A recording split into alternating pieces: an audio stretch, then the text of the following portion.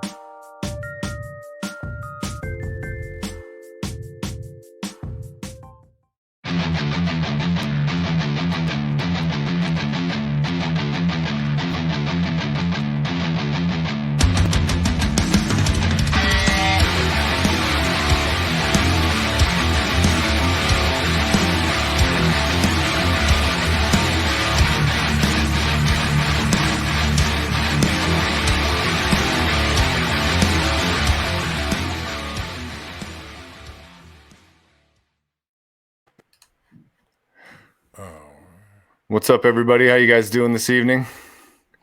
Sprout and Dusty Show, episode number 2. We got a special guest, Adam Joad, coming on here in a little bit. We just wanted to kick things off, say what's up. Hopefully you guys had an awesome week. Hopefully you had an opportunity to check out the first episode. Some of you have sent constructive criticism, which we appreciate. Sprout, how you doing today, brother? I'm doing pretty good. How you doing today? I'm good, man. It's been a long week, but I'm off now. I got a weekend. The gym's open again. I could train. I'm feeling good. It's been a hell of a long week for me, to say the least. No kidding. But I'm doing all right. I'm doing all right. Sometimes you gotta take a few minutes to get your priorities straight and get your mind right, man. I mean, that's what you got to do to keep saying these days. And however you do that in the most positive manner, that's what you do. Yeah, absolutely. So you took a little break for a couple days this week, right? I saw that things were getting under your skin a little bit or something, and you decided to take a break this week. I have anxiety anyway, and so it's something I've dealt with a lot in my life, and it's something that a lot of people deal with. And it's different for everybody, really. Anxiety is. And anxiety for me is just something over the years that I've had to learn to just kind of soldier through. There are people that I do talk to. I'm not on any medication or anything like that. Music's kind of been my psychiatrist because I can't afford a real one, basically. So that's right. I'm happiest and I get my mind clearest when I'm making music or I'm eating at Waffle House. That's just it. So how's writing going? Are you finding yourself pretty creative right now? Are you in a rut? How's everything going with your writing? I'm pretty creative right now, and Good. I have yet to get started. Yeah, I can imagine. I can only imagine. I mean, the content is the content out there is excuse me. The content out there is thick. There's just so much going on in the world. I'm seeing so many positive things and so many negative things, and the social media shitstorm has just been. Man, you have to unplug from it. If it wasn't for my art sometimes, or for trying to promote something, or connecting with. I do connect with family on it, and I do use social media for what it's for. A lot of the time, connecting with people and that type of stuff. Mm-hmm. But lately, it feels like, man, I almost need to unplug from it because it gets heavy. You see people who are so outspoken and they should be. Obviously, you've got all these things going on in the world and that are right at our fingertips now happening, and you can't believe your eyes. You feel like you're just watching a movie or a TV, and it just gets heavy that it is the real world. It's been a rough week for me personally. I know a lot of other people personally. It's been a rough week for them as well. I had some bad news happen in my personal life. And then, you have all these negative things going on in the media right now, rightfully so. However, it's just been heavy. Indeed, rightfully so. What I want to do right now, actually, is just throw out some words of encouragement and maybe have people think in another manner, something maybe they wouldn't be normally thinking. Because I look for that for my knowledge all the time. What am I not thinking about? What is it that I'm not seeing? And the fact of the matter is that the last few days, people are starting to see things they've always seen, but now they're starting to get really upset about it. And, obviously I'm a black man, and I grew up in an all-black neighborhood. And all this stuff that we're seeing on the news, I had to grow up with. I saw it every day, and I mean, being black day one when you after you're born, they're telling you to look out for these things, these dangers. It's unfortunate that in my upbringing with that in the household that I grew up in, it sucks that white people were always the opposition. And I didn't see anything of what my parents were talking to me about when I was growing up and going to school. When I was in elementary school, kids didn't see me as a color man. We probably didn't even know what we were thinking. You know, I mean, we don't, a child doesn't see anything like that. And I've have these friends today still, and not once have we ever had any problems, because when you start out so young and you get to know who each other is, then that's cause for the bond, right? So I denounce everything I was ever taught growing up, and I'm glad I was around good people to tell me to stand up for injustice everywhere. Yeah, my black brothers and sisters are getting beat upside the head by the police. No getting around that. It's always happened. It's going to continue to happen. But there's also other people. I'm more in the human rights aspect of everything. I just want people to understand each other's differences and respect them. Because trust me, I mean, I don't know how. One of the things that broke my heart was that all these people that have shook my hand, and all these people that tell me how much they love me, I'm seeing something different out of them, and they want to say that they're not prejudiced, or which everybody has. And before we go on, Sprout, I think for the people that aren't watching us, and this may not be, they may not be watching the current episode, right, and they're listening. We're referring to the civil rights nightmare that's going on right now in Minnesota. So we're going on right here in the Denver area, right? Yeah, it's going on everywhere around us right now. So that's kind of popping off today. So I just wanted to elaborate on what Sprout was speaking to, but go ahead, dude. I didn't mean to interrupt you. I just wanted to make sure problem, people. I just wanted to people. We just kind of got into it, you know. Yeah.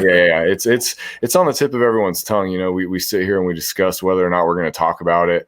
I almost feel like it would be disingenuous for us to not address it in some way, shape, or form, because I think everybody's seen it, and I feel a sense of responsibility. Yes, and I'm not in a position where I'm a public figure or anything like that. However, we do have to talk about it. I think a lot of people are wondering how to digest it. A lot of people from a lot of different cultures, a lot of different backgrounds. A lot of people are just sitting here going, is this the real world? You know, yes, we're a mid business. You know, some of us are almost waking up to it. You've seen that's what it looks like. It's what it looks like. It's what it feels like. Blows my mind. I feel like I'm watching a movie, and social media is just like this thing that just perpetuates what's going on, and I'm being fed all this information, and you don't know what to believe, and you see these injustices and nothing's being done, and there's red tape, and crazy. I mean, I'm not shocked at the people that find it unbelievable, because they've always been at a distance. Absolutely. And so, I mean, like I was saying earlier, one of the things that really cut me the deepest, there's all these people that look me in the eyes like I'm a great man, and they say I'm a great black man, which I have no problem with, man. If I am a black man, and you think I'm great and I'm black, that's fine. But there's all this bigoted stuff coming out on my news feed. I was like, man, it's almost as if they forget I'm there. It's almost as if they forget I'm watching. It's almost as if they forget that the same people they're talking about this. What if that shit was me? I'm not a Democrat. I'm not a Republican. I'm not a Christian. I don't have any religious beliefs. I don't have any ethics. All I want is for people to be all right and justice to be served the right way. What if that shit happened to me? I dread what people would say about me, especially even after now, especially if my ass got beat and strangled to death on the street, on camera. I'm still going to get the same bullshit this gentleman got when he passed away. And I remember going to, I watched gore sites, And I know that regular television and media don't really necessarily show you the meat of everything. They've only got so much time to make an impression and brainwash people. And I said, you know what? Let me go to a gore site because I know they show the whole freaking thing. And this video is about 10 minutes and 15 seconds long. Yeah, I watched and this it. man was It's being horrible. choked for 9 minutes and 3 seconds. And I watched it. Dusty, I lit a joint. I took a deep breath and I pressed the play button and I watched it and I let it burn, man, because I let it burn because people don't care unless it happens to them. They don't want to talk about all the white people I stood up for over the years and other people have stood up, the people who've stood up for all. Everybody forgets that. And you leave a group of people not included into what's going on in our world when they have something to contribute, people are going to get upset. And, I wish it didn't have to be that way. That's why one of my goals in my life is to spread as much love as I can. There's people out there that need that love. I don't give a fuck what color you are, man. You need love, you need food, you need water, you need shelter, and you need safety. That's about it. You need all of those things, man. And when those things don't come by so easily, then people get upset and people get angry. But I want to encourage people, learn about your neighbors, learn about your brothers, your sisters, man. I don't care if they're related to you or not. Learn about them. Find out where they come from. Respect that. I can't tell you what to do exactly as far as how to handle things you don't like, because guess what? People are different. They're just different. But when you go out into the world, just remember that, people need the same things as you. And people do want the same. People do want safety. They don't want to. They don't want to get beat up by anyone, let alone the police. Yeah, and so let's look after each other, man. And if somebody is being harmed, don't sit on the side. Just speak up. Don't sit on the side. Do something.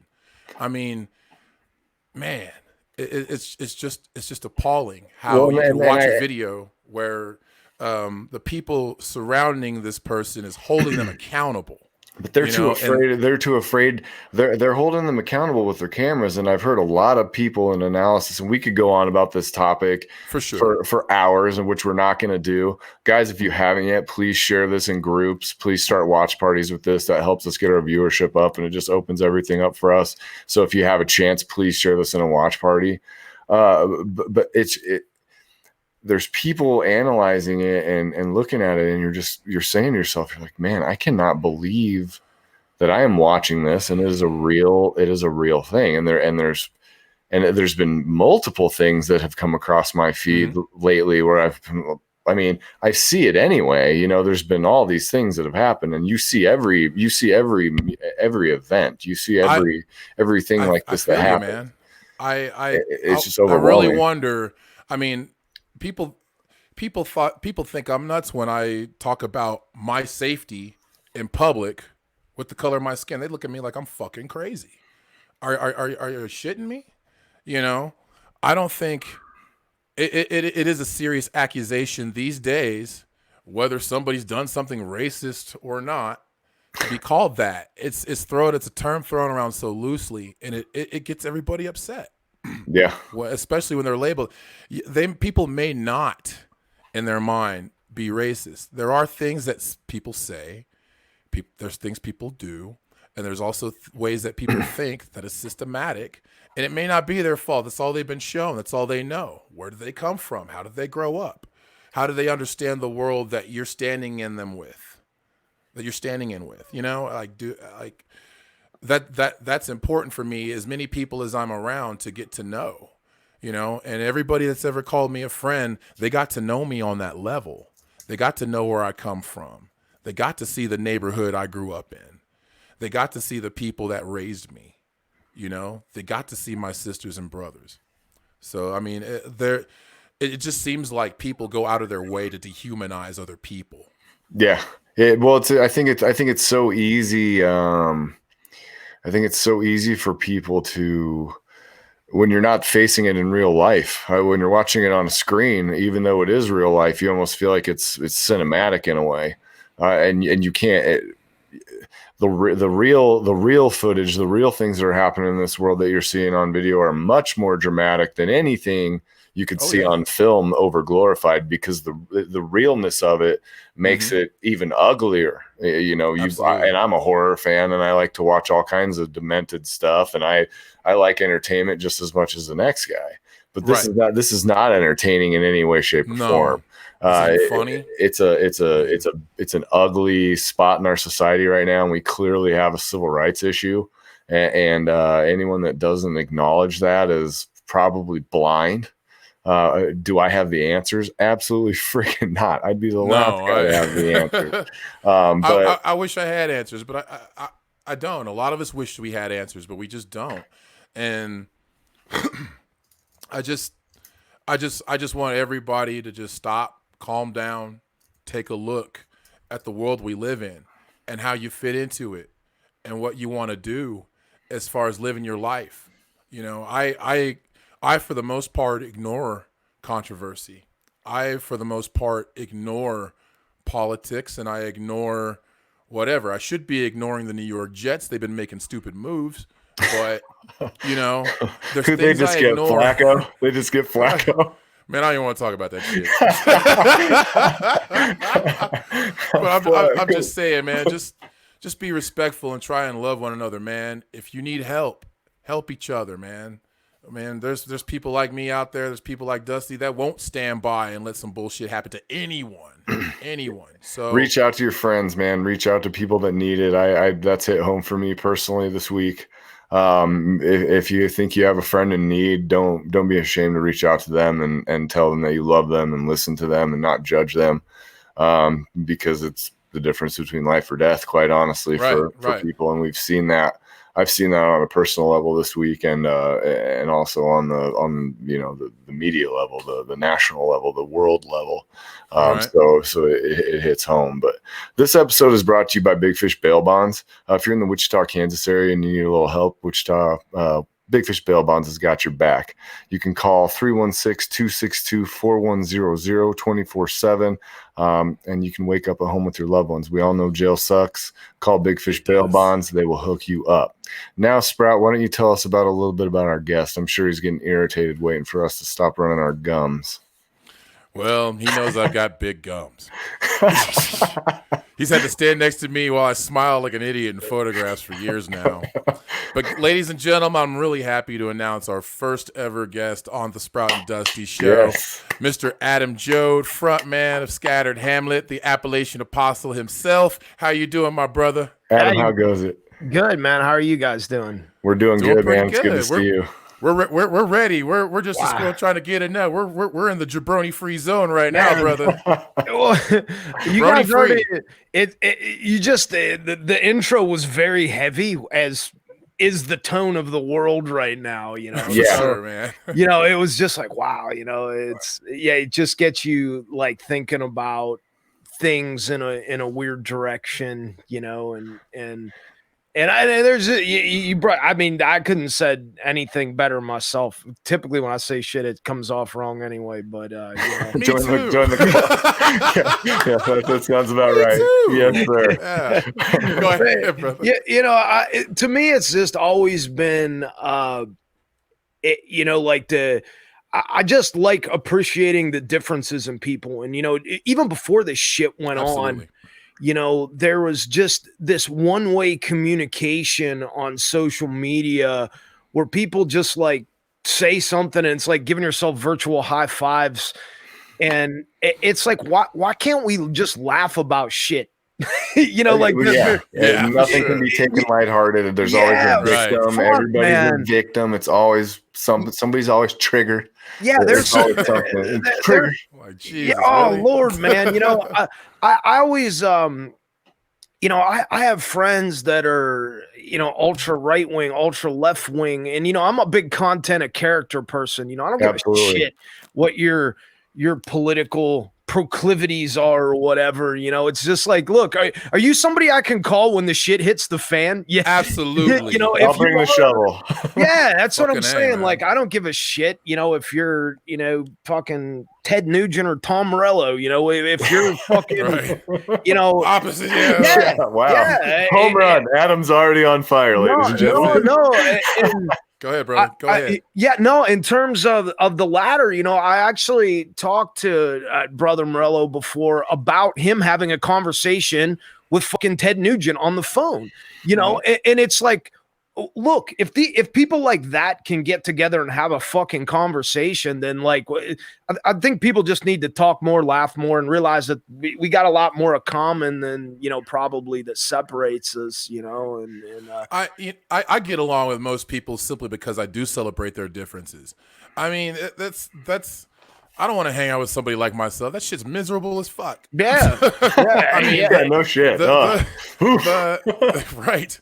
I mean, yeah, that's the beauty for, I know what we do. We go all over this country and relate to people on a common ground that are different from us. Yeah. That's the beauty of being a musician. I mean, that's the beauty of being an artist, period. I don't care if you draw or paint pictures, make music. I don't care if you write poetry and speak. That's the beauty of humanity. It's our differences and what we can relate to. I mean, I can relate to Adam Joad. Shit, I come from a whole family of country Negroes, man. I know all about the. Let's tell them the story. Let's break it down for them. This is my favorite story with everything in reverse. Is this Adam Joad's Life Matters? No, this is Adam Joad's Life Matters. This is? Yes. I didn't even get a chance to do the drop. Sprout was like, all right, bro. All right, we're going to bomb on him here. And you already know. It's so fucking funny because I'll never. Right. The one time that you know, just to break it down for everybody, one time I'm outside of Sprout's place after we played a show. I don't even fucking remember what show it was, but we played a show. Tulsa. Okay, we played a show. We go back to Sprout's, and you know, and it's customary. I pulled the card. I was the guy that had to sleep in the van, you know, and I'm sleeping in the van, and pretty soon, you know, I've got my flashlight. I'm trying to go to bed, and I'm looking for probably my contact solution or some shit. Right. The next thing I know, man, I got Barney Fife with his fucking hand on his pistol, banging on the door of the van. Man. You know, I open it up, and this guy's got his hand on his gun, and he thinks I'm robbing the van, and I'm just like, and he's like, I need to see your ID. And I'm like, brother, I'm afraid to put my hand anywhere to reach for anything because I ain't touching shit. I was like, I'm not moving. I was like, this is no problem. This is my vehicle. You know, I go through the whole thing. And it was like this really tense moment. And I could see this guy, you know, like those people that have never really been in fights before that are like shaking and shit. Oh, yeah. They're playing the role completely. He had that shit going on. And I'm like, oh boy, yeah, this is how bad shit happens. And then I don't, somewhere out of the blue comes, Sprout, how tall are you? 6'7"? I'm 6'7" and 270 pounds. Okay. Bigger than that guard, yeah. Let's just frame it. A giant black man comes out of the shadows. and starts talking to this guy and completely defuses the entire situation. Hey, brother. And by this time I was like, okay, now I can get my ID out. And Sprout's explaining to him very eloquently, as he does, you know, how it's customary for a person in the van, you know, a band to sleep in a van. And he's explaining, you know, I live here, you know, these are my guests. And, you know, he broke down completely defused the whole situation. And it was just so funny because it was the ultimate role reversal of everything that is happening. Personally, I'm just happy I'm not getting shot for robbing my own vehicle. And and was why? just, Because Adam Joad's life matters. my life matters. Adam, hashtag. The Appalachian Apostle ain't dying on my fucking watch. I He's not suck as dying. a co-host. I was supposed to drop that in, and Adam beat me to the fucking punch. Dude, I see how you are, Joad. I see how you are. I see how you are. It was just one of those like it was one. That's honestly, it's one of my favorite like touring stories. In hindsight, during at the time. Right. The time I'm like, fuck no, man. I'm like pissing my pants. I'm like, I'm at least gonna get tased. Yeah. Hashtag. Yeah, follow right it, guys. there. It's a cause. Yeah. Follow like, the cause. In listen, all the I've been maced before, and I was like, I don't want mace. I certainly don't. Yeah, it's terrible. Like you don't want that shit. Yeah, it's oh Lord. Yeah, I was just like. Yeah, and it was just so funny because it worked out, and I think I probably went back inside and was like, fuck it, steal the van. I'm sleeping at Sprouts now. I'm not saying that. I'm not really sure what happened don't sleep after out there, that. brother. You come inside the house. It's safe. It's safe. They ain't coming in there. Dude, oh Lord, that was just one of those like that's happened not that many times, but a few times, I've had it, and usually it's luckily it's went over okay. That one was just one that was like particularly a tense situation. You had a guy that was ready to pull his strap, baby. Oh Adam had beads of sweat coming out. He just couldn't wait to pull the heater. Like, fuck yeah, I'm not playing the tough guy on this shit. I was just like, no. I was like, no. I've got my pocket knife and shit. I'm like, no hands near weapons. It's like. But I the one thing I can respect out of all that is that I know that the security was good there. I mean, I appreciate that for y'all's sake. At that moment though, right? Yeah, not for you. Not if you're the guy. That was some bullshit. That's but I was actually very happy. I was like, but I appreciate you. Stopping this shit if somebody was robbing our vehicle, but right. But it was. I'm not a criminal, right? Yeah, but look, I look shady as shit. I'm like fucking. I don't have any shirt with sleeves. Oh, I agree with that, Adam. Yeah, you look shady as shit. Yeah, I was like, fuck. To people that are only listening, Adam is indeed shady as shit. To go on Google, take a look, see what Adam looks like. If you guys are tuning in just now, we're online right now, live with frontman of Scattered Hamlet, Adam Joad, the Appalachian Apostle himself. Welcome to the show again, brother, man. I haven't seen you or spoken to you since our last show at the Aftershock together in Kansas City. So, man, it's been a minute. Yeah, it's really good to see you again and you talk as to well. You. And it's been I know Dusty from watching you guys posts, and I try to keep up with what you're doing and stuff, and it gets crazy, like we're all in our things and get busy. Yeah, we're all touring musicians, and you're on, you're off. When you're off, you're trying to catch up and be a normal human being and do family shit and stuff, and it gets away from you. A lot of crazy shit's happened since then, in the world and in our life, and for sure. So what's the plan with Scattered Hamlet? Or like, what's your guys' flaw? Are you guys gonna just focus on doing some online content, do some streaming, I know you do some videos on your personal page that are fucking awesome. Yeah, you do a really good job at those. Is that something that you guys are focusing on now, or are you ready to rock and roll? Are you guys booking again? What's Scattered Hamlet's game plan here? Well, pretty much the last nail in the coffin, we just got Rockfest was canceled. So that was like, okay. So that was Wisconsin. Yeah. That was the last of our major festival appearances. So about half of our tour dates were canceled. So there's just too many holes. So, we're just going to pull the plug.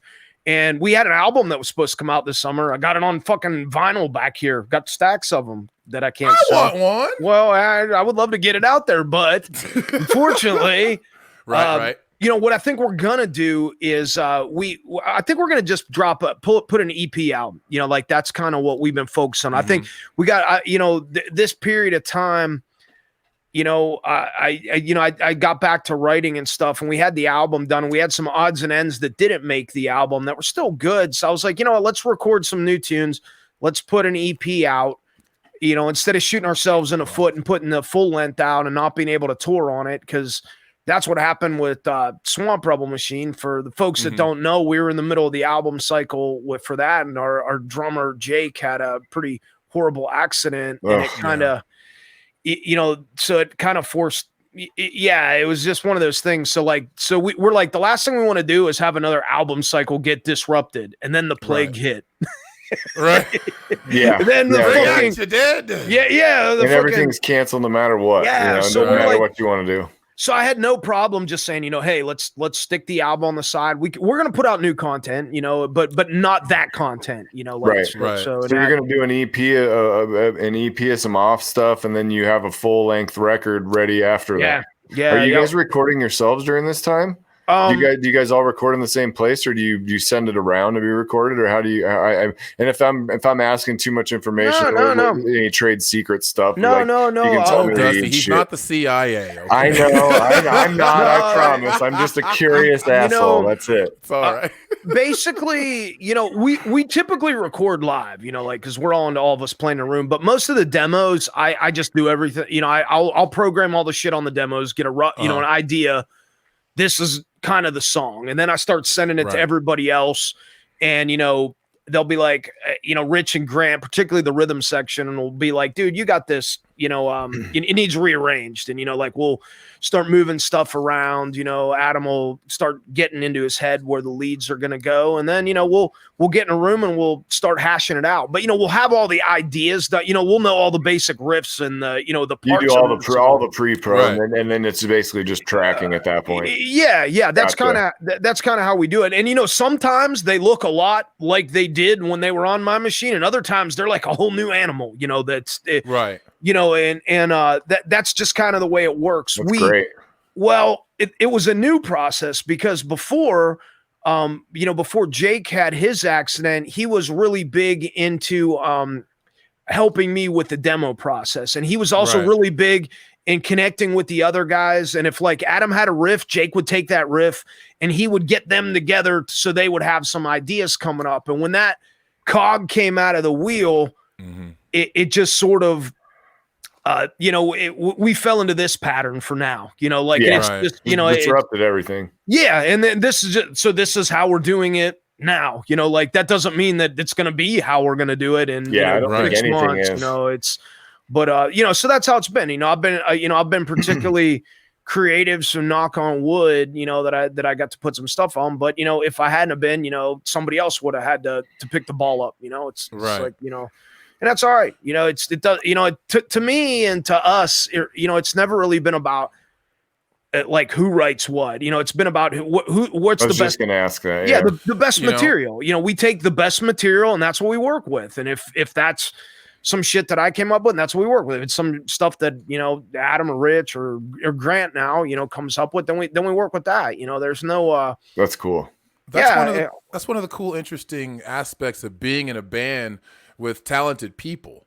Being in King Shifter, there was never a conflict on how we got material, right? Because I was inspired enough by Kink's riffs, right, to draw that attitude. Yeah. And we would get together, and he'd sit there and he'd play some riffs, even in band practice and rehearsal. He's the riff master, by the way. Oh my God. He's got the riffs, man. There's no question. Man, Kink's riff sounds like iron barbecue sauce. That shit is hard, but it's smooth. You know what I'm saying? Yeah, it's got and you lay like the smoky.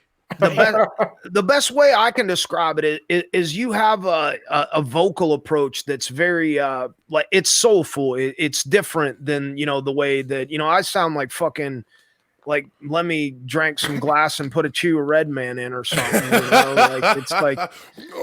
Yeah, you got to stay in your zone. Shaq doesn't shoot. Yeah, you got to stay in your lane. Yeah, Shaq doesn't shoot 3-pointers. That's what I always say. Right.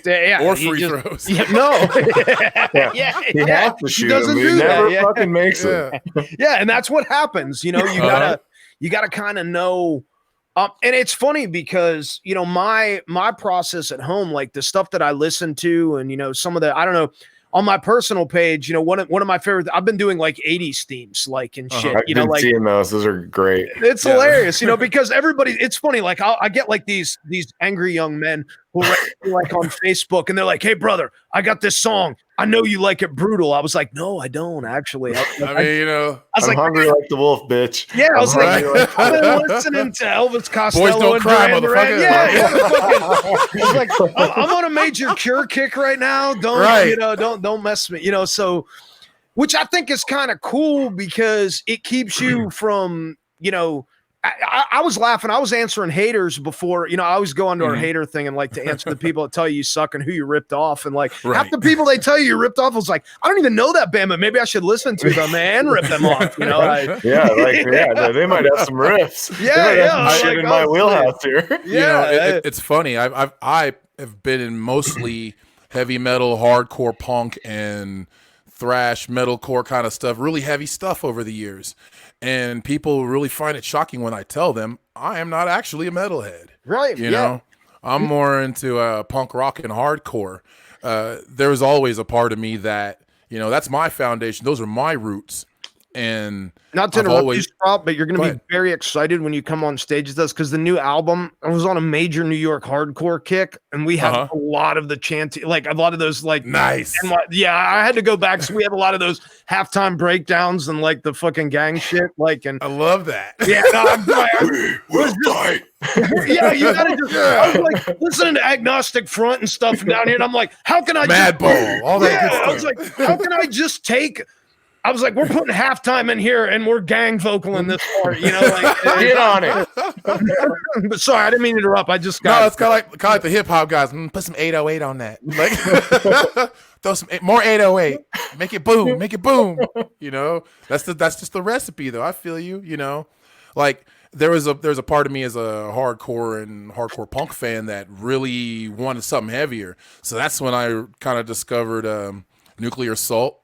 And I discovered they have The Plague. That's very appropriate for right now.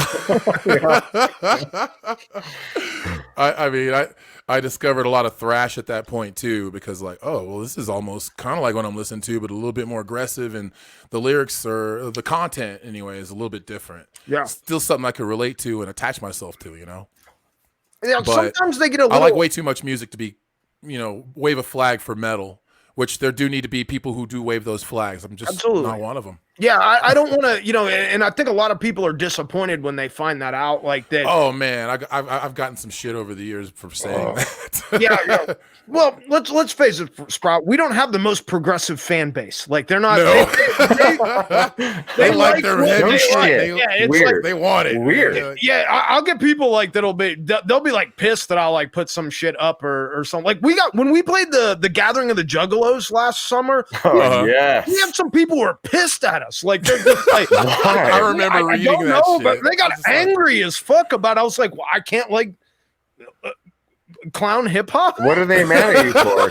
Because you don't sound like ICP? I don't know. Come on now, Juggalos. To be fair, did you see that the Juggalos canceled shit before TDC did? And you saw that? Did you see that meme going around where they're like, the world is fucked up when Juggalos are more socially aware? I gotta tell you, man. Metal at the Gathering, dude. We did not go over well at the Gathering. Well, duh. No shit. You didn't have enough rhymes. Shocking. Adam. Shocking. When we got up the stage, I was like, I need to get the fuck out of here and back to the hotel. I gotta get. Much love to you, Kay. Much love to you. I'm sorry. No. I'm just okay. So Adam, are you seeing any? Sorry to interrupt you, buddy. Are you seeing any of the live comments that are coming in, brother? I am now. It says, "How do I come up with the lyrics?" Dana Ackland. Hey, Dana. For us, and you know this, Dana, because you grew up in the same area. I know who you are. That a lot of the lyrics that I kind of tap into. I'm from a place called Greene County. It's in southwestern Pennsylvania on the Mason-Dixon line, where probably Morgantown, West Virginia is the closest city. And pretty much all of our lyrics just you kind of have to talk about what you know. Like I mean, one of my favorite examples of this, and this is also appropriate in the climate, that I think is one of the most powerful things I've ever seen.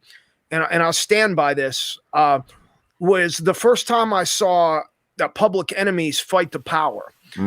And the video, Powerful. yeah. Do you know what I know about living in Bedford-Stuy, Brooklyn? Nothing. Same as me. I lived in West Omaha. Yeah, I'm from Wichita, Kansas. Yeah. I lived in Millard in Omaha, Nebraska. I know nothing about that. But you know what? I could something. sit back and you felt that energy. You understood the sincerity. I was like, this guy talks about what he knows. And that was something that always resonated with me as an artist, that it's like, you know, it gets disingenuous if you're not talking about things that you know and you understand. People, you can't fake sincerity. You know, you just can't. You know, it's like people can smell that shit a mile off. You know, and so, you know, to me, it's like when I try to write about something, it's generally, you know, some experience I had or some experience someone that I saw had. You know, like you know, and that's kind of the. I wish that I could do some fucking deep ass Mike Ness and Springsteen kind of shit, but at the end of the day, I stand on a beer keg and you know, I sing about moonshine. It is important. It really is important to be who you are, man. Audiences can spot a phony real quick. Authenticity goes a long fucking way, man. It goes a long way. You want to hear my phony story? I've got one for you. I don't interrupt you. Okay. Another. Before you start your story. Yes, sir. Anybody out there that has questions for Adam Joad, ask them. We'll get to as many as we can. Okay. Yeah. Make sure if you want to send questions to Adam or us, if you want to interact with the show live, you have to go to the Sprout and Dusty Show Facebook page and get on the original broadcast. If you're just posting questions in a watch party, there's a chance that we're probably not going to see it. We are getting the live comment feed from our broadcast live on Facebook. So if you do want to interact or ask questions for Adam or any of us or have feedback about the show, please jump on the Sprout and Dusty Show mainstream. Right. So, Adam, your phony story. Oh, yeah. Here's a good one. I got to be careful where I say it happened. Let's say we were playing a festival. I know a guy. Yeah. I know a guy. And there was a hip hop band that played before us, and they were gangster. And I was talking to the gentleman who had a baseball bat with him and his posse afterwards, like while I was taking our guitars out. And he starts telling me, he's like, I kind of dig what you're doing. I'm like, thank you. I guess that's an odd way to approach somebody. He's like, you know, I'm a bouncer. I'm like, okay, cool, bro. And he's like, yeah. I was like, well, where are you from? He's like, Connecticut. Okay. I was like, where do you bounce? He's like, at a microbrew. I was like, see, you're a gangster that's a bouncer at a microbrewery. I was like, and I looked at him. I was like, you keep them hipsters in check there, huh? He just gangsters need jobs too. Yeah, so anyway, it was kind of like one of those things where I kind of like looked at him. I was like, I have friends that are gangsters, and you're not them. Yeah, you're like, I can tell. I was like, my friends that are from South Central might disagree with your microbrewery. I'm glad you keep the microbrewery safe, my friend. And you watch those levels. Yeah. It's like, you keep an eye on those levels. You hear me? There's a fake ID here, you know. So, Adam, we got a question from Alan Morrison. Adam, what was your favorite moment from last year's tour? Oh, damn. Okay, I'll tell you right now. My favorite moment was at Sturgis last year. I walked off a stage, and out of there, we were going to our trailer. We had a trailer. We're moving up. Sick. Never had that. Never had that. That was nice. What's that like? No, you know what sucks? Because you don't get it all the time. So, like, when you get it now, like, you're like, when you don't have it, you're all disappointed and shit. So anyway, I'm walking towards our trailer, and out of the main trailer, fucking D. Snyder walks out. Oh, sweet. And I'm just like, D, hey man, what's up? And he goes, hey, how you doing? I'm like, good. And he's like exercising. He's in better shape than me. And fucking, you know, yeah, he keeps up. Oh yeah, and he's out there, and you know, and I was like, I said, hey D, I appreciated that, you know, when our buddy went down, that, you know, you tweeted about our cover of your song and stuff. And he goes, oh, you're the guy who covered my song. And he's like, I really like what you did with it. You guys really tore that up, man. He's like, sweet. And I was just like, that's a good compliment, man. I was especially like, coming from the master himself, man. That's cool. And you know what else? I'm very glad that they played after us, because he went out there and, like, when they busted out, you're gonna burn in hell and shit. Like, I was like, okay, yeah, it was so fucking bad. That was metal. I'm like, that was so metal. Like, I was just like, you're gonna burn in hell. No. Yeah, I was like, that was cool. But really, honestly, that might be one of my favorite lifetime moments in music, period. Man. Like just walking out. Because, sometimes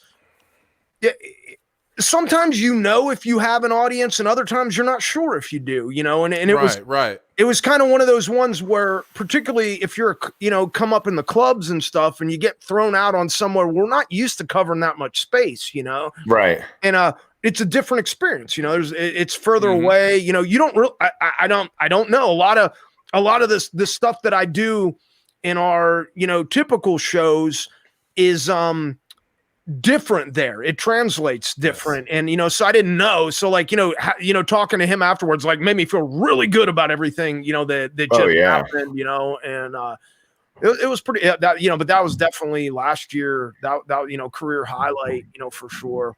I can't imagine that it's going to be hard to beat that. Yeah. Probably. So what was the worst moment of your tour last year? We've got to go the polar opposite, brother. We just got to go that way. I'll tell you right now. All right. The low point of the tour, I was in Alabama, and it was one of the, and it's hot as fuck. It was one of those shows where they insist on you going on at like 1 a.m. Nobody read the rider. They put you that they think that, we're hillbillies. So obviously you should put us on with a string fucking brother, we're out thou. Oh, Jesus Christ. Hipster fucking, bluegrass thing, and I love that kind of music though. It's awesome. I do. I love it. I do too. Yeah, it might not mesh well. Not mesh. And it was like one of those nights, and I'm sitting here and like and I'm a pretty calm guy. Usually everybody in the band's gonna be laughing at me for saying that. And generally, like, it's clear that I'm over 21, like right. I couldn't grow a beard till I was fucking 30, and I'm sitting there and I'm at the. You're lucky. I want a big face fro one day, bro. Just big fucking afro on my face one day. But keep it baby face until. But go ahead.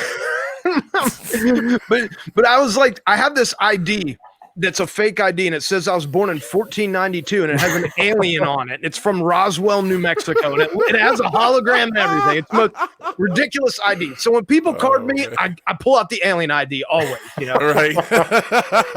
and I had been in the vehicle. I hadn't come in and checked in yet. All the other guys were checked in, and I go to the bouncer, whoever it was, and he's like one of those. He takes my ID and he's like, "This is pretty cool. I think I'm just going to hang on to this." And he puts it in his pocket. Oh, dude. And I'm sitting here and I start to get this look on my face. I was like, and I'm hot, I was having trouble in my personal life. And I'm just like, dude, I need that ID back. And he's like, no. So I'm like, okay. So I take off my hat. I square up and I'm like, we're going to throw down and I'm going to get my fucking ID back. Right. And I see SH Rich is like hitting me going, dude. And I'm like, what? And Rich is like, he's like, dude's got one arm. You can take him, Adam. I have him So now I'm trying to find a one-armed man for a fucking ID. An alien. That has an alien that I paid $2 for in New Mexico on the side of the road. And like the guy gave it back to me. He goes, it's cool, man. I didn't know you were going to get that, man. And it was all love after that and everything. But in the span of 5 seconds, I was going to ask who won. Yeah, I was going to ask the same thing. I was like, oh man. Well, I'm like trying to save face. I was like, well, I'll only use one arm. You'll need a ref then. It was just bad. I was just You'll need a referee. Yeah. I was like, this is not a high point of my career right now. And the show sucked. It was like one of those, you have them, it's kind of got of course. Yeah. It's one of the ones where like, there's 4 people that get it and the rest of people look like you have 10 heads. And it's like, they're like, it's hard to get into it. It's hard to enjoy it. Yeah, I know what you mean. I just tried to fight the one-armed man for taking my. Maybe it whooped my ass. I don't know. That'd have been a better story. Just give him like $2 worth of a verbal ass ripping. It wouldn't have looked that bad. Like no, you know how some people overdo shit. Like just give him the $2 verbal ripping. verbal ripping and save the punches, you know? Yeah. And it was just like, and of course there was 1,000 better ways to handle the situation. Yeah, but sometimes there's just not. Sometimes you just gotta be like, look, I don't know you. This is me. Sometimes you gotta get my do shit back. Well, and you guys know this, you know, being touring musicians, that you don't really rest on tour. You have to kind of have your head on a swivel, you know, like, so to me, anybody I don't know kind of is a potential enemy. And it's a very Rollins approach to it. And as personable as I am, you know, I don't feel that you can let your guard down because you're always in unfamiliar areas. I totally agree with you. Look at all these people stealing. Look at all these people stealing bands' shit. You see people pulling up, stealing bands' trailers, robbing bands, robbing their getting bands drunk so they don't even know their shit's being taken. Absolutely. I mean, I've seen it. I've seen that happen. It's scary. And I'm kind of, you know, like, you know, I kind of look at, you know, I'm like the Pappy Joad of our operation, and you know, like, so I kind of feel like this need to keep my people safe. You know, it's Absolutely. like this is my tribe, man. You know, and you know, if the other guys are having fun, Sprout will tell you, you know, you don't see me do that kind of stuff very often, you know, because I'm focused on that kind of stuff. You know, I'm making sure the money's right. I'm making sure. I love the comments. but if we were going to collaborate and do a cover song, we would do. I'm answering for everybody. That's fine. I agree. Go ahead, brother. We would either do Tesla's Modern Day Cowboy, or we would do Black Flag's Rise Above. Word. Or a medley. I think we'll do a medley of some crazy stuff, man. People are like, man, what the hell is going on? I don't know what it is, but I like it. We'll do the Highwaymen, where we'll each sing a different verse. That'd be fun. Sprout, you're going to be Johnny Cash. Okay. Dusty, you're going to be Willie. I'm going to do the wailing part. All right. That sounds work. good. That'll work. See, I got this shit figured out already.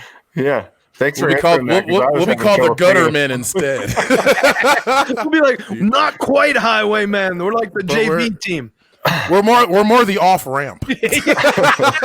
So Kevin White is asking, what are your plans when we can get back out to shows again? What are your guys' plans? How do you guys have shit lining up right now? We're you know, next week we're gonna have, you know, we're gonna sit down with our manager, have a business meeting, and figure out what the fuck we're gonna do. You know, it's like we really honestly can't be in a hurry, right? Yeah, everybody's in limbo. I mean, it's the whole industry. It's like a whole. I think the whole world's in limbo right now, and you know, it's a powder keg anyway, and there's all this shitty stuff going on, and you know, what I really hate, you know, not going back to the negative stuff, but I've seen people, you know, and I'm going to go Al Bundy for a minute, because I noticed this for a second. You know, I have a group that I follow, the guys I played like college ball with, and you know, sports is a big.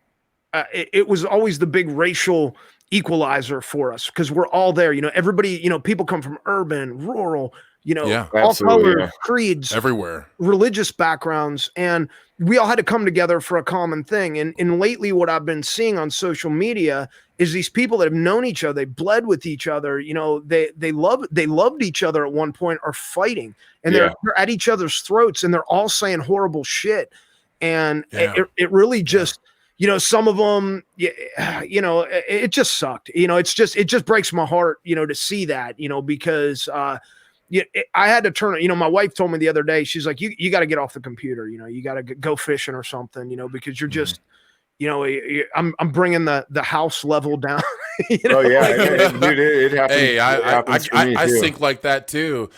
Just particularly in the last 5 days, you know, like I said, I have anxiety issues, and this was going on before I decided to tune back in, and this is what I saw when I tuned back in. It's just like, wow. Yeah, bad day to tune back in, man. You know, I was like, but I have to keep in tune to an extent, because I have this podcast, and I want to make sure that I get my job done and do my part, and I want to make sure, you know, Dusty and I bring a good quality show to people. You know, that's what's most important.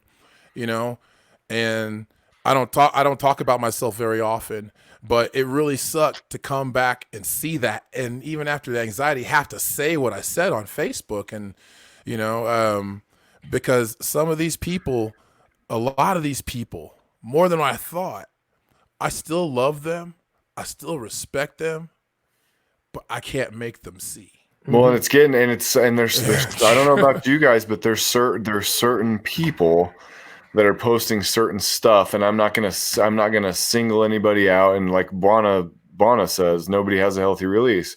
No. We don't. I mean, I know you guys know just as much as I do. When you get out on the road, there are like family when you get out there, and there's this camaraderie and this brotherhood and this fellowship that you feel with not only other artists, but other fans, friends. Because at the level I'm at, I'm not sure. I know you guys have both been to arguably higher levels than I have, but at the level that I'm at, most of my fans are just a big group of my friends. Yeah. They're just people that care about me in the area that I've toured, that support me, that know me as a person, that want me to be well, and I want them to be well. And we have a fellowship that way. And I'm noticing myself especially really missing that camaraderie. However, I've been offered shows as soon as within 2 weeks, and I don't even know how to reply, guys. You know, I'm sitting here going, what is this going to be like? We know it's limited capacity. What is people's propensity to get out and go see a show? Am I doing something as a social disservice by playing a show? So many questions. The fucking social media warriors going to attack me if I start promoting a show? What's going to happen here? What's the landscape going to look like? Honestly, that's the reason I haven't released any music. You just got to sit back. Because I if I release music, I want to go out there and sell it and support it. Yeah, and, and that's where man. Nothing wrong with giving people something to, listen to in the meantime. Absolutely nothing wrong with that. But I really want to get back out there. I've been in the kitchen trying to establish myself here. I'm in Parker, Colorado. I've been trying to establish myself and, make sure my home life is stable before I go back out on the road. And it's important. I've accomplished that for the most part. And now you can't go. Now I can't go. So it's like, to answer your question, like what you were saying, Dusty, is what I truly believe is there's no right answer, and you can't make everybody happy. There's going to be people that say it's so brave that you went and did that, and there's going to be other people that are like, I can't believe you're doing that, and it's like, and you get to this point, and you're saying how like when you're starting out, or you kind of have a closer knit group of people. Now, what I've noticed as time progressed, the group of people that start talking to me and following me don't know me at all, and it's been a weird transition for me. That is weird. Sprout talks about anxiety. I have it. I'll ask the guys, man. I'll have to go. I've wound up in the ER for that shit, thinking I was having a heart attack before, and talking to people that are talking to me about something that they saw the Appalachian Apostle do on Facebook, and I'm like, do I fucking know you? And it's like, no, right?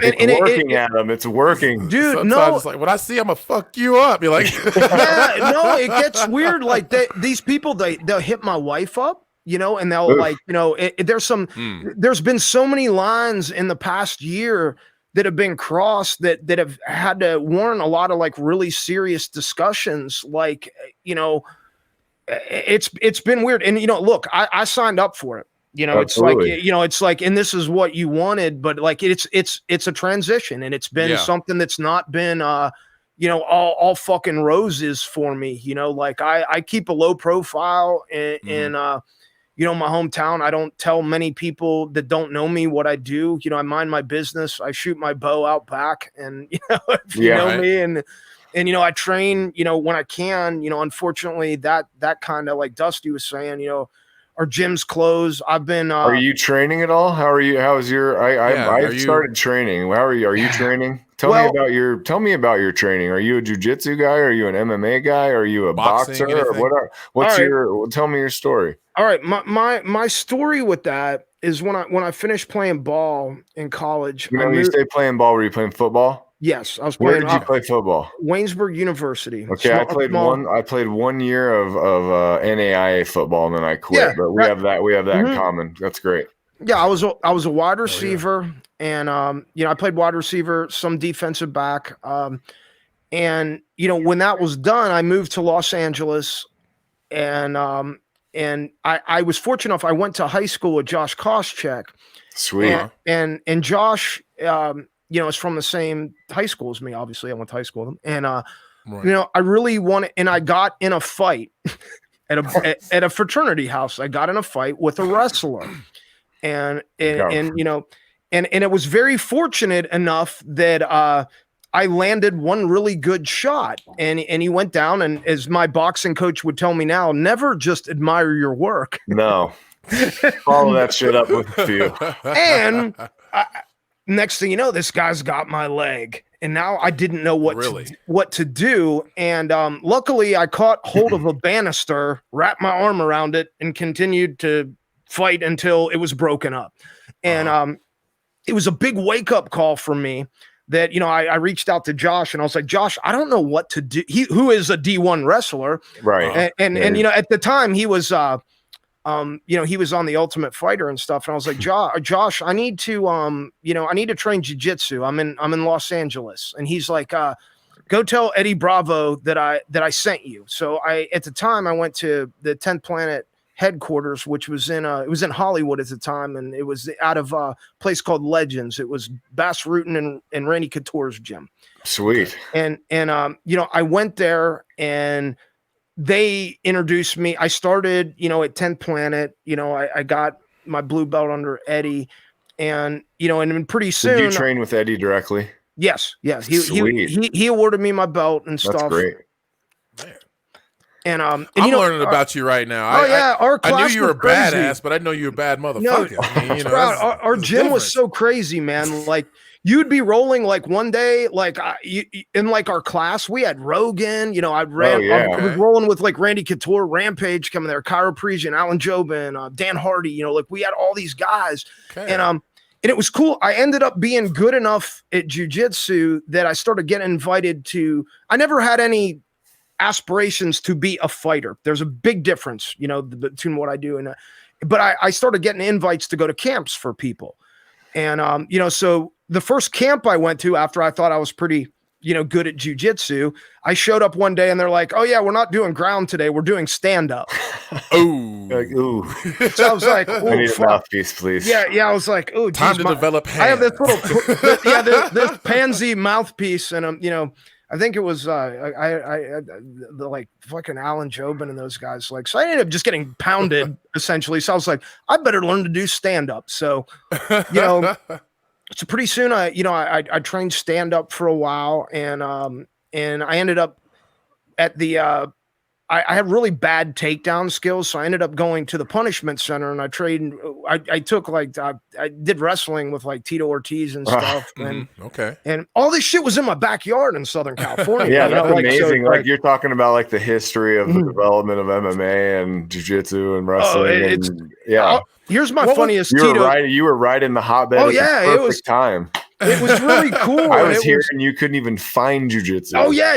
Now there it was like everybody was coming up, and one of my funniest stories, and you'll know this, Dusty, because you're a jits guy, was I was doing takedowns at the punishment center, and it was one of the days they didn't bring wrestlers in, so I was having a good day. You know, like we were doing. Like, oh fuck, I'm tight. Yeah, I'm like, maybe. I'm like walking around like, and I'm like, I'm getting all these takedowns. We're doing like the round robin thing where they bring in different people, and Coach Ortiz at the time can see me puffing my chest out and stuff. And eventually, the next guy that was in there, I just see him turn his hat around backwards and take the guy out and go, and he just gives me you. You know, I was like, oh fuck, now I got to try to take down Tito, and so I immediately abandoned trying to take him down because he's like wrestling your dad when you're 5, you know? Yeah. And I decided, I was like, I ran out there and I tried to throw up a flying omoplata. Adam is a fucking badass. So how you doing, Dave? What's up, Dave? So like my leg gets up around his arm and he just does like one of these, woof, and you know, like it basically slams me, and he just looks at me. He's like, why did you do that? And I was like, well, Coach, this is why. I don't have a fucking champ. If I would have landed that, I would have walked around the gym forever with my hands in the air. Right. And you'd have had to, I was like, I wouldn't have trained anymore. He had to take you down a peg or two. Yeah. and he was like, well, that didn't happen. And I'm like, yeah, well, you know. Hey, there's my buddy Cody. He's checking in. Yeah, but it was funny, you know. But then I ended up, you know, when I started touring full time, you know, I ended up back in southwestern PA, and there was a place I found a Mark Schrader, who is a pro boxer, and I started training at his gym, and I would help, you know, I would help train fighters there, and you know, I would cover jits class for him sometimes, and it was pretty cool. So I got a lot of like coaching, and you know, I'd be a sparring partner there, and that's what I was doing up until recently. But I kind of, you know, to answer your question, you know, before this virus hits, I'm kind of at this thing where I've had too many concussions. Yeah, and got a couple myself. Yeah, and I'm a little worried now, you know, you know, look, I'm not in my prime, you know, like I certainly, you know, as the years have progressed, you can see it, you know, trickled. I still got all my old man tricks and stuff, but you know, right. You know, the last, I did a tournament I did a submission only tournament. I did it at like, it was like expert middleweight. I got like third last year, but I cut from 225 to 199 in 2.5 weeks. It's a horrible cut for guys our age. That's a horrible. It was terrible. Cut. And I only did it because the fighters at the gym were telling me you can't cut down to the middleweight level. I was like, fuck you. Should have told him to eat shit. Young man. I can't. Yeah, I'm the old guy, but I'll still get off my lawn. Yeah, for real. And my coach is like, dude, just do. He goes, do heavyweight or light heavyweight. Hey Sam, what's going on? And it was, and you know, I did it, and like I had much love, Chef Dave. Much love. Loved it, love you, Dave. But yeah, I had like no energy, and I did it. And then after that, I was like, you know, I have to get my weight. You know, my blood pressure and shit was all off. I was like, I need to be walking around at, you know, 195 or 195 to 205. It has to be in that area. That's where I'm at too. Yeah. How old are you, Adam? I'm if you don't mind me asking. I'm 400 years old. I was born on the Highlands of Scotland. Okay. I'm an immortal. Well, I'm 39. And when I haven't heard a Highlander joke in a minute. I'm 39, Adam. I'm going to be 40. All right. All right. I turned 40 in September. We're all the same age. Yeah, don't be ashamed. We're all in the same area. You know, I'm like a woman with that shit. You know, but so anyway, you know, and you just you know, as you age, you gotta, you know your limitations, everything, and that was it. You know, I did that, you know, and I was like, okay, I showed the young guys, I proved to myself, you know, that. So are you training now? Are you just rolling now and doing some jiu-jitsu casually, or are you not training at all now, just kind of taking a break? Yeah, I haven't since the virus hit. So I don't know, you know, like I haven't got any, you know, I know some of the guys, you know, where I live, I have to travel kind of far to do it. So it's, you know, so, you know, I've just been, you know, trying to do, you know, kettlebells and, you know, you know, MMA motions at home, so your body's still moving. And I rolled last night for the first time in like 3 weeks. Was it bad? No. It was like, what? Fuck! I hadn't rolled since the first week of March, and I rolled last night, and because we shut down in March, our governor here was like, gotcha. They shut that shit down. Gyms were closed. So I rolled for the first time last night. And I got to tell you, man, we were rolling and like people's faces, we were trying not to smile. And we were trying not to like, you're trying to smash smile, the dude, man. but Smile, your bro. face is just glowing. Like we were all just, everybody was, I mean, there was some bad news with one of our teammates and stuff. And I'm not going to get into that. There's enough downers in the world and stuff. But that sucks. From the training aspect of it, people were just glowing. It was so glorious to be back on the mats rolling, man. I bet. Something that I'm sorry, go. Oh, something that actually makes you glow. I want to talk to you about fishing. Yeah, that's my shit, man. Can we talk about fishing for just a second? Dude, I was out the other day. I went out, like, I fished this creek called Dunkard or 10 Mile. Dunkard is essentially the Mason-Dixon line. It separates PA and West Virginia, and they have it's probably, if it's 6 feet in the deepest spot, you know, most of the places you can wade in, but they have muskie there. I don't know if y'all have ever seen a muskie. Yeah, a muskie's got them teeth, and they're predatory fish. Yes, right.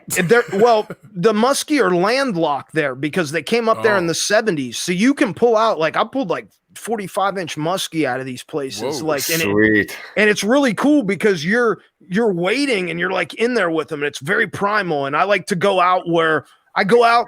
I put on my fucking cowboy hat. I got my 357 because we have bears and coyotes and shit. And I go out and I fish for muskie like fucking Wyatt Earp, you know, like I mean I have this ridiculous like wheel gun 357, and like when my like real military friends like come out with me or whatever, they just like look at me and they're just like, dude, and they just like point to, I was like, listen, I'm gonna be the cowboy, and if some shit really goes down, you guys are gonna handle it. Right. I mean, I'm when I go hiking, I'm very, very minimal. I usually take a 5-inch knife and good pair of boots and my wits. Yeah, and I'm out there. I know that's how to build hardcore, shelter. man. I know that's to you're me, military that's like, too, Sprout. so, you know, like that's like the most stress-free, the most stress-free societal living ever, man. I do. What's I the have Wi-Fi like password out there? I take my fuck my roof over here. There ain't no like. Yeah, when you go like before I go in, like I have like you know, my wife has me on the Find Friends, and like I'll send her a thing and be like, you know, my one buddy's an officer in Morgantown, and like we grew up in the same woods, so I'm like, look, if I don't come back by this time, I went in here and he'll know where to find me, like or find what's left of me, you know, if I drown or some shit, you know. You know, I used to go on long ass hikes, probably like 2-week long hikes, solo hikes, and one of the things that I had to start doing, because like my first wife, she did not like the fact that I would just go out there for multiple amounts of time and not have any way to contact them. When I go out there, I'm not trying to talk to nobody. Yeah, that's it. Well, that's why you're there. You know, I want to turn off social media. And honestly, I believe like with anything, you know, if you're going to catch like these muskie and stuff like that, you have to be in the zone, man. You have to to feel the rhythm of everything. You have to be part of it, because they'll know if something not supposed to be there. You know, like I see you online and I see these pictures of these beautiful fish, and I just see you in your element. And I haven't talked to many fishermen before. I know plenty of fishing enthusiasts, people who go out there and have fun. They actually catch big fish, and you know, they just have the fun and the thrill of the fight. What inspires you to keep going out there? Is it just the peacefulness of being out there doing what you enjoy, or are you really trying to, you know, get something to eat? I know you ain't broke, but do you actually eat some of these fish or what? Personally, like if it's a non-native fish, like if it's a trout that doesn't live here, I'll catch it. I'll eat that immediately. The only other fish that I eat is if I injure it. I'm a big into if I injure something, it's gonna die, then you eat it. You know, it's like that's what it is. Right. If not, I release it back, you know, generally. Like, because we had a bad a mine subsidence disaster, and there was a bad fish kill off. So like the muskie and things are just now starting to come back. So like I want that shit to go back in there and spawn, so my nephews and people, you know, right. You know, my kin's been out here in Greene County since 1797. You know, so when I'm in this creek, I'm in the same creek that, you know, I don't even know what the great grandfather. Yeah, the roots run deep, bro. Yeah. Those roots run deep. But I feel part of that. It's a very important to me, you know, like, and it's like, you know, it's like, you know, our first relative that came over fought after his parents died on the boat from Germany coming over. He was sold into indentured servitude to pay back the loan for his family.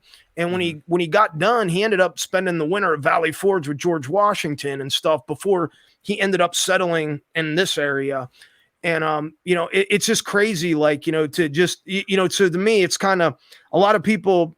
And why would you understand it if you weren't part of that? But like, so when I'm there, I feel like part of something bigger, and not being a religious person or a person that, you know, gets too much into that kind of stuff. It's probably the closest spiritual thing that I have, you know, like, so that's kind of like the way I look at it. And I approach like even fighting, you know, like one of my biggest pet peeves is when someone comes into the gym and they're like, man, I had a shitty day of work. I'm coming here to get my aggression out. I'm like, see, that's the day I don't go to the gym, you know, because to me, that's fighting's an art. It's one of the oldest, you know, aside of running, it's one of the oldest sports, you know, like fighting, and running, wrestling, all that. And, you know, like, so it's like, it's an art. And when you're not like, and if you're there just to be a thug or like to get some aggression out, I don't really have any time for that, you know. No, like, those are people like you can spot it right away. Like you don't even want to roll with them. You know, you can tell that you're like, man, you're trying to hurt somebody. Yeah, and I don't want to do that.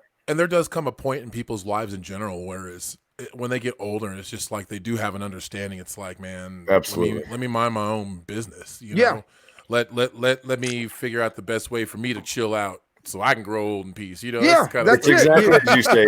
Martial arts, fishing, whatever. It's an art. Jiu-jitsu is an art. Striking is an art. People that think that stuff is just a bunch of morons going out there, barbarians, and you hear a lot of people. They're not morons. And it's like, man, you have no idea the tactical war that is going on right now. Right. Years of training.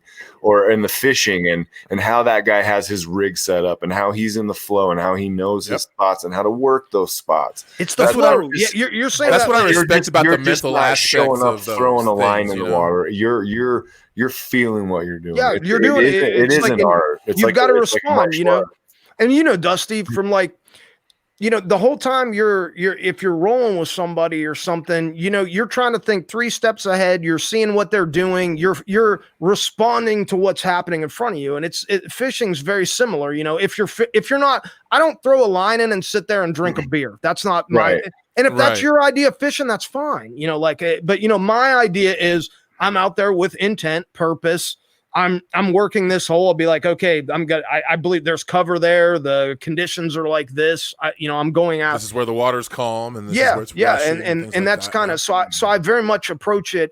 That's why a lot of people be like, hey, bro, I want to come out and go fishing with you. I'm like, no, I don't want to go fishing with you. It's.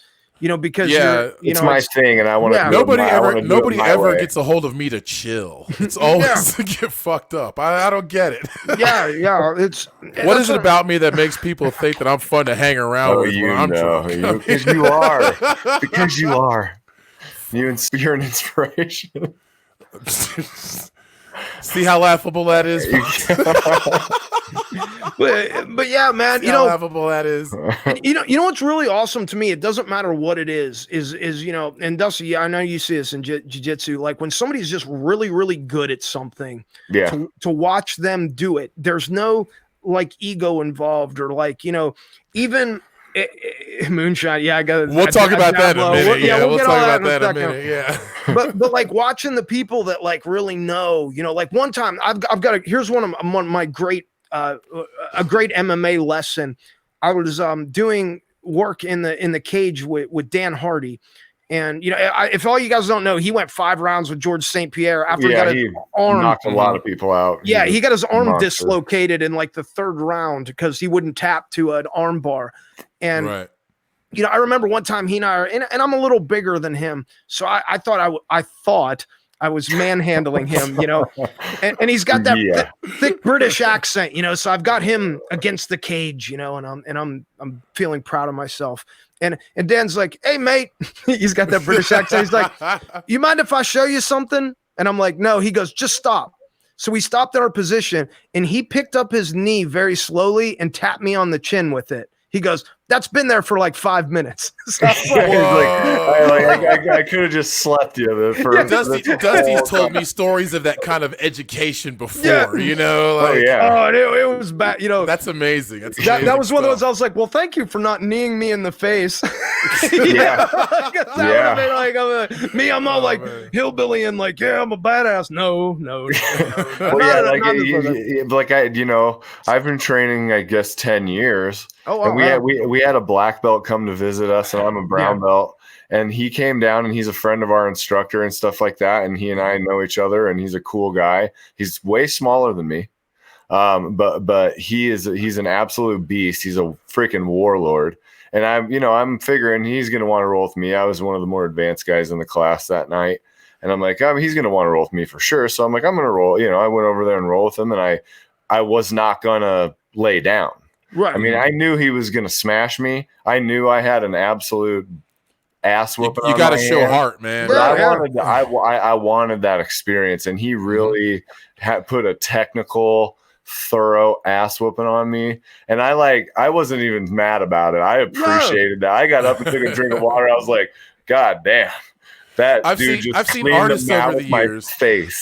I've seen artists over the years that make me feel like that too. Oh yeah. Have you guys ever stood there and saw somebody so damn amazing is like, man, I should fucking go home and practice. Yeah, all the I'm just all the time. Yeah, you're like looking and going like, what planet did they come from? Yeah, That's how I get better diet. anyway, man. You know, like I don't try and do what they do, but it was like I gotta go home and work on my game, man. Like, absolutely. Same thing. Dusty, you'll laugh about this one.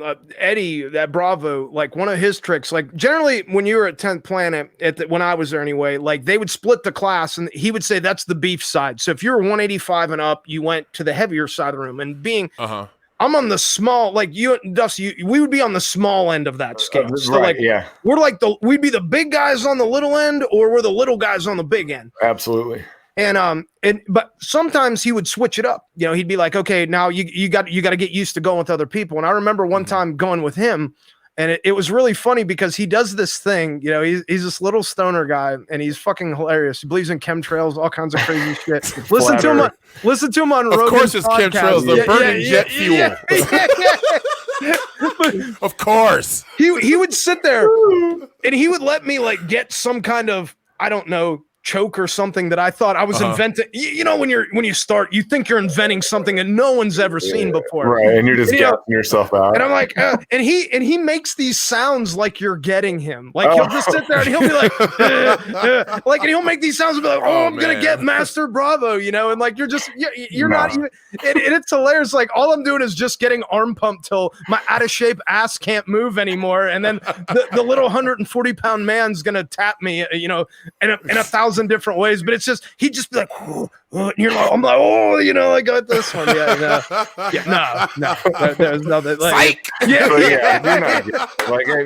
know when I'm rolling with guys like that. Like if I'm getting something, I'm like, he's letting me get this, and why? You know, like he's letting me get it. Why is he letting me get it? He's setting a fucking trap right now, and you set your hand down. You're like, oh. Yep. When the hand goes on the mat, you're fucked. That's like always like don't do that. Don't ever put your hand on the mat. Like I want to bridge out. I want to get out of here.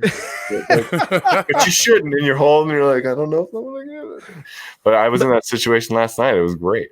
Yeah, it's great. It really is. And if you have the right attitude, hold up. You want to send me on ground game would be funny. I think there's like the only advantage. I think you should use your range. I'm trying not to go to the ground. There's too much of me to get a hold of. I'm trying to knock you out. Stay standing. That's essentially how I grew up. We knock people out where I'm from, in Wichita, Kansas. We knock people the fuck out. So I always say I don't want to get on the ground. my boxing coach shoes dirty. I always call my boxing coach. My Jordans. My boxing coach will tell me I always call standing transitions to half guard. That's he'll be like, he's like, yeah, we're gonna go in the cage, work some stand up. I was like, yep, standing transitions to half guard lockdown. That's essentially what I'm doing. Yes, me too. And I've been working on my striking too, man. And when we roll MMA, the first chance I get, I'm on my side no, get down. Like, nope, we're gonna do jujitsu. There's gonna be no punching. Well, for a minute, I think I'm like, oh yeah, I'm slick. I'm like, okay, I don't want to get hit. Let's right. That's my moneymaker, man. That's my moneymaker. I gotta go to work tomorrow. Easy. But that's a testament to like the amazing skills that you have to have an all-around good fight game in MMA today. I mean, you have to have a little bit of wrestling. You have to have some jiu-jitsu or some boxing or some Muay Thai. It's come so far from judo. I've seen judo fighters out there. Like, holy cow. I watched UFC 1 where they were like, I watched that recently. Boxing. Hoist just fucked everybody up because they were like, what is he doing? Did Hoist ever see the fight? His eyes are always closed. Did Hoist ever see the damn fight? He just hangs out there. He's like, I'll hang out here for an hour and then I'm just going to wait till you fuck up. I mean, mounting people and choking them. That's it. You know? They couldn't do a damn thing about it. They couldn't do a damn thing about it. Nobody even knew. Yeah, it was hilarious. Like I love watching. That's how mysterious that world was back then. It was like this guy's going to be doing Brazilian jiu-jitsu, like the submission art. He's going to wear a karate uniform, and they're talking about like he's going to and you don't need vision. And they're just like he's like a hell with vision. You're just like, dude, that guy. What is he doing to that guy? Why did he fucking tap? I understand the science a whole lot more than I did after yeah, and it's just from that point on, you know. Absolutely. I used to watch like when we were at Legends in the early days. They had a like Cairo Parisian, who's was judo a guy, right? Judo guy, Yeah. yeah. Cairo, it didn't matter where you were with him. He could flip you ass over tin cups, like, and it would be, and he looks like the most unathletic person you've ever seen. You know, like right. He wasn't I'm very like, huge. I'm like all stout, like, you know, football, you know, grunt guy, you know, and it'd be like, and you would just be, you know, pushing, and he would just use every bit of your momentum, and boom, you're down, and He was very unassuming. Yeah, he was very unassuming. Yeah, you'd just be like flipped over, you know. And I used to always bust his balls because he gets very angry and doesn't talk shit very well. And like I'm much better at talking shit than anything else. Like so, you know, like I would just bust his balls, and he's like, "I'm gonna fuck you up," and I'll be like, "I know you are." This is an unforeseen. I mean, this is happening. I was like, if you're not, something's wrong, you know. You're a professional fighter. I'm a guitar player. Yeah. I was like, you should be kicking the shit out of me. Speaking of MMA, before I forget, next week our guest is going to be Bellator standout David the Caveman Rickles. Nice. He is the most tenured. Yes. He's the most tenured fighter in Bellator history. He recently signed a contract with Bare Knuckle Fighting Championships. He's going to be fighting in the Intrust. He's going to be fighting on the Intrust Arena here in Wichita. He's a Wichita legend, and he's traveled all over the world throwing hands. I think he's got definitely earned his stripes. Yeah, 23 or 24 professional fights in Bellator. He's got the most fights of anyone in history in Bellator. And for anybody that's around MMA fighters at all, you understand that type of longevity at that level is insanity. Unheard of, man. You know, I've been doing my research and my homework on Caveman and mixed martial arts in general. I've seen many events, but I've never really got into the makings and the workings and the personalities.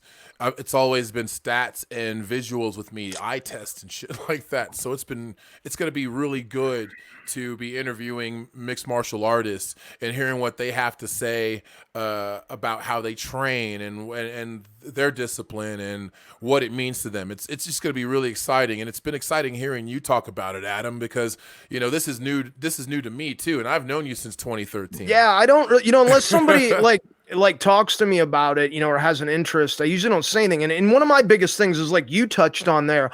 You know, when I tell people about my background, they're like, "Oh, so you're a fighter?" I'm like, "No, not at all." Like I was like, that guy, Caveman, is a fighter. You know, there's a different level of that preparation. I was like, I'm an enthusiast. You know, like it's something I like. You know, I like to, you know, help train people. You know, I've been very fortunate, you know, with the experiences I've had with it, you know, coming up. And stuff, but there's a big difference, man. You know, like it's like I sing in a rock band. You know, like I mean, we shared a stage together many times. We've done many road gigs together. You know, a lot of people, if they'd seen a King Shifter show, 9 times out of 10, that person saw Scattered Hamlet with us. Yeah. That was good. So we played so many shows in the Midwest in our area together, you know, and spending time with you. You know, I got to know you pretty good, and you know, we know each other on a personal level to where if we ever needed each other, we can call each other.